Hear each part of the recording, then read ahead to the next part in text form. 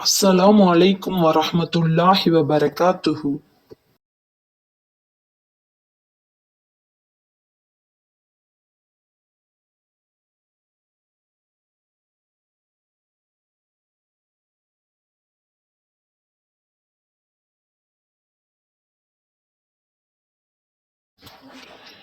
நபியே, மரணத்துக்கு பயந்து தங்கள் வீடுகளை விட்டு ஆயிரக்கணக்கில் வெளியேறியவர்களை நீர் கவனித்தீரா?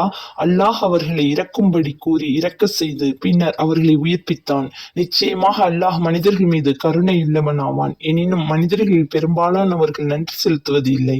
நம்பிக்கையாளர்களே, நீங்கள் அல்லாஹுடைய பாதையில் போர் புரியுங்கள். நிச்சயமாக அல்லாஹ் உங்கள் பிரார்த்தனையை செவியுறுபவன், உங்கள் கஷ்டத்தை அறிபவன் என்பதையும் உறுதியாக அறிந்து கொள்ளுங்கள். சிரமத்தில் இருப்பவர்களுக்கு தர்மம் கொடுப்பதன் மூலம் அழகான முறையில் அல்லாஹுக்கு கடன் கொடுப்பவர் யார்?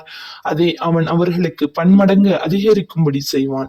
அல்லாஹ் பொருளை சிலருக்கு சுருக்கியும் கொடுப்பான், சிலருக்கு பெருக்கியும் கொடுப்பான். இன்னும் அவனிடமே நீங்கள் மீண்டும் கொண்டு வரப்படுவீர்கள். நபியே, இஸ்ராயேலின் சந்ததிகளில் மூசாவுக்கு பின் இருந்த தலைவர்களை நீர் கவனிக்கவில்லையா? அவர்கள் அல்லாஹுடைய பாதையில் நாங்கள் போர் புரிய எங்களுக்கு தலைமை வகிக்கின்ற ஓர் அரசனை அனுப்பி வைப்பீராக என்று தங்கள் நபியிடம் கூறிய போது, அவர் போர் செய்வது உங்கள் மீது விதிக்கப்பட்டால் நீங்கள் போர் செய்யாமல் விலகி இருந்து விடுவீர்களா என்று கேட்டார். அதற்கு அவர்கள், எங்கள் மக்களையும் எங்கள் வீடுகளையும் விட்டு நாங்கள் வெளியேற்றப்பட்டிருக்க, எங்களை வெளியேற்றிய அவர்களிடம் அல்லாஹுடைய பாதையில் நாங்கள் போர் செய்யாதிருக்க எங்களுக்கு என்ன நேர்ந்தது என்று கூறினார்கள். ஆனால் போர் செய்யும்படி கட்டளையிட்ட பொழுதோ அவர்களில் சிலரை தவிர மற்றவர்கள் போர் செய்யாது பின் சென்று விட்டார்கள். இத்தகைய அநியாயக்காரர்களை அல்லாஹ் நன்கறிவான்.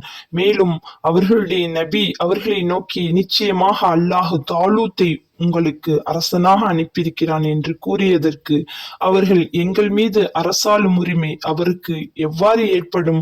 அவரை விட நாங்கள் தான் அரசாட்சி புரிய மிக தகுதியுடையவர்கள். அரசாட்சி புரிவதற்கு அவசியமான திரளான செல்வத்தையும் அவர் அடையவில்லை என்று கூறினார்கள். அதற்கு அவர்களுடைய நபி, நிச்சயமாக அல்லாஹ் உங்கள் மீது ஆட்சி புரிய அவரை தேர்ந்தெடுத்திருக்கிறான். அன்றி போர்க்கல்வியிலும் உடல் ஆற்றலிலும் உங்களை விட அவரை அதிகப்படுத்தியும் இருக்கிறான். அல்லாஹ் தான் விரும்பியவர்களுக்கே தன் ஆட்சியை வழங்குவான். அல்லாஹ் வழங்குவதில் அதிக விசாலமானவன், அரசாட்சி புரிய தகுதியுடையவர்களை நன்கறிந்தவன் என்று கூறினார்.